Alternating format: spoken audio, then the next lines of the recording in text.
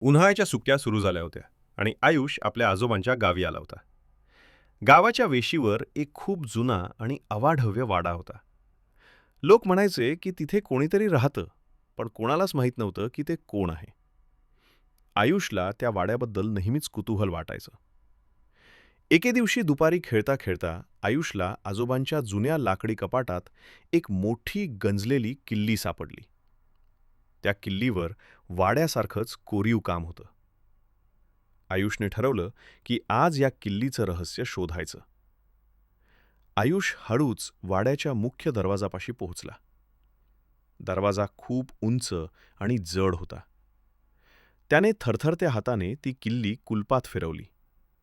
एक मोठा आवाज झाला आणि दरवाजा हळूच उघडला गेला. वाड्याच्या आत पाऊल टाकताच गारवा जाणवला. सगळीकडे धूळ आणि जळमटं होती. भिंतीवर लावलेली पूर्वजांची जुनी चित्रं त्याला बघत असल्यासारखी वाटत होती. आयुषच्या काळजाची धडधड वाढली होती, पण तो मागे हटला नाही. अचानक वरच्या मजल्यावरून काहीतरी पडल्याचा धडकन असा आवाज आला. आयुष दचकला. त्याने वर बघितलं तर तिथे एक पांढरट धूर फिरताना दिसला. घाबरत घाबरतच तो लाकडी पायऱ्या चढून वर गेला.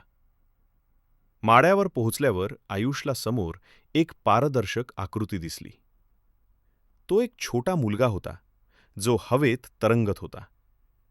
त्याचं नाव गंपू होतं. गंपू अजिबात रागीट दिसत नव्हता. उलट तो खूप दुःखी दिसत होता. आयुषने धाडस करून विचारलं, "तू कोण आहेस? आणि तू रडतोयस का?" गंपू हळू आवाजात म्हणाला, "मी खूप वर्षांपासून इथेच आहे. माझे खेळण्याचे लाडके गोटे हरवले आहेत, म्हणून मला इथून जाता येत नाहीये." आयुषला गंपूची दया आली. त्याने विचार केला की जर आपण याला मदत केली तर याला आनंद होईल. गंपूने सांगितलं की त्याचे गोटे एका जुन्या लाकडी पेटीत होते, जी आता कुठे आहे ते त्याला माहीत नाही. आयुषने माळ्यावर शोधायला सुरुवात केली. एका कोपरकडी पेटी दिसली.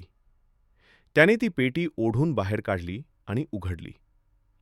त्या पेटीत रंगीबेरंगी आणि चमकणारे काचेचे गोटे होते. गंपूचा चेहरा आनंदाने उजळून निघाला. गंपूने आयुषला थँक्यू म्हटलं आणि तो हळूहळू हवेत विरून गेला. आयुषला आता वाड्याची भीती वाटत नव्हती. त्याला समजलं होतं की प्रत्येक गोष्ट भीतीदायक नसते. काही वेळा फक्त मदतीची गरज असते. त्याने आनंदाने वाड्याचा दरवाजा बंद केला.